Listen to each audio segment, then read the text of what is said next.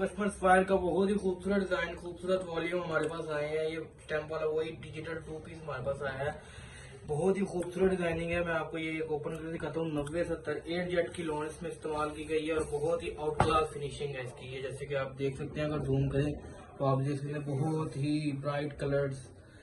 ये देखिए इसके ऊपर इसके हर पीस के ऊपर, हर मीटर के ऊपर फायर की स्टैंप लगी हुई है और विद मॉडल पिक्चर्स हैं। ये सारा माल जितना भी है, ये आपको मॉडल पिक्चर भी इनकी मिल जाएगी। ये देखें के ऊपर हर के ऊपर फायर की स्टैंप लगी हुई है। आपको इसका एक और पीस मैं ओपन करके दिखाता हूँ। बहुत ही out class finish plus fabric है इसका। ये देखिए, ये बहुत ही आउट क्लास फिनिश है। फैब्रिक इसमें बहुत खूबसूरत यूज किए गए हैं।